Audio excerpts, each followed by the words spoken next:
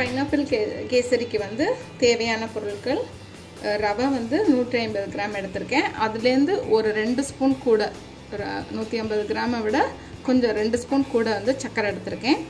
ஒரு 2 spoon pineapple எடுத்திருக்கேன். முந்திரி பருப்பு தேவைக்கேற்ப, பைனாப்பிள் எசன்ஸு, நெய், அடுத்தது உப்பு வந்து ஒரு பிஞ்ச் அளவுக்கு போட போகிறோம். இப்போ நான் வந்து இதில் 4 ஸ்பூன் நெய் போட்டு வச்சுருக்கேன். இந்த பக்கம் தண்ணி வந்து 1 கப் ரவைக்கு 3 கப் தண்ணி வச்சுருக்கேன்.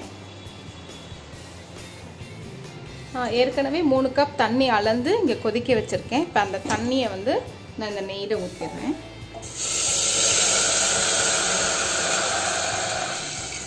ஊற்றிட்டு இது ஆல்ரெடி கொதிக்க வச்ச தண்ணி நல்லா கொதிச்சிருச்சு.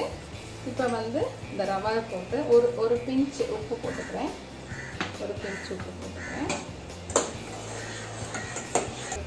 கலருக்கு வந்து ஒரு பிஞ்ச் மஞ்சள் பொடி போட்டிருக்கேன். என்கிட்ட கலர் இல்லை, அதனால் நான் வந்து எல்லோ கலருக்கு நான் மஞ்சள் பொடி கொஞ்சமாக போட்டிருக்கேன். ஒரு பிஞ்சுக்கு கம்மியாக தான் போட்டிருக்கேன். மஞ்சள் ஸ்மெல்லாம் அடிக்காது, தைரியமாக போடலாம். இப்போ வந்து நான் இந்த ரவாவை வந்து ஸ்டவ் ஆஃப் பண்ணியிருக்கேன்.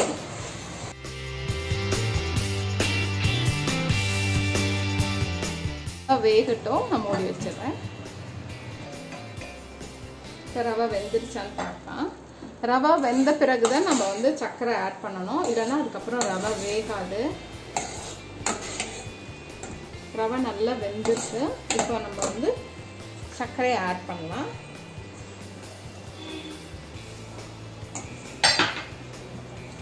நான் ஸ்டவ் பற்ற வச்சிருக்கேன். கிளறி விடணும், ஏன்னா நம்ம சர்க்கரை போட்டோம்னா கட்டி விட ஆரம்பிக்கும். அதனால நல்லா வேகமாக கிளறி விடணும். சர்க்கரையை போட்டுட்டு நான் முந்திரி அந்த முன்னாடியே நெய் ஊற்றி நான் வறுத்து வச்சுட்டேன். ஆனால் நான் லாஸ்ட்டில் தான் முந்திரி ஆட் பண்ண போகிறேன்.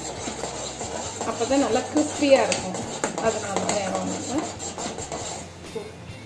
எசன்ஸ் வந்து நான் ஃபியூ ட்ராப்ஸ் ஆட் பண்ணுறேன். அது 1/4 ஸ்பூன் அளவுக்கு ஆட் பண்ணுறேன். ஏன்னா நான் பைனாப்பிள் போடுறதுனால கம்மியாக தான் நான் ஆட் பண்ணுறேன்.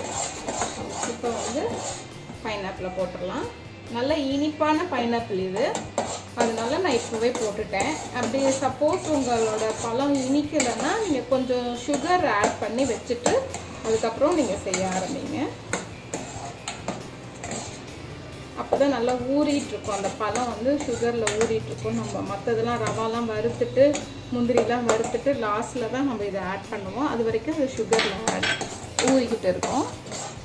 இப்போ நான் ஒரு 2 ஸ்பூன் அளவுக்கு நெய் விடுறேன்.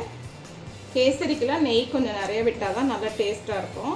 நான் 2 ஸ்பூன் அளவுக்கு விட்டுருக்கேன். இப்போ முந்திரி பருப்பு ஆட் பண்ணுறேன். அதே மாதிரி முந்திரி பருப்பு கொஞ்சம் நல்லா போட்டுக்கோங்க.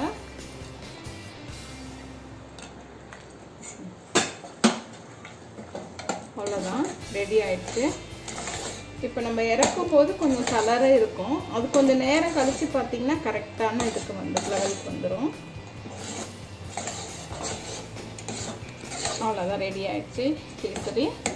இது வந்து ஒரு கிண்ணிக்கு மாற்றிட்டு பார்க்கலாம். இதே அளவில் நீங்கள் செஞ்சு பார்த்துட்டு எப்படி இருந்ததுன்னு சொல்லிட்டு கமெண்ட் பண்ணுங்கள். மறக்காமல் பாரு ஸ்கிப்புக்கு சப்ஸ்கிரைப் பண்ணுங்கள். தேங்க்யூ.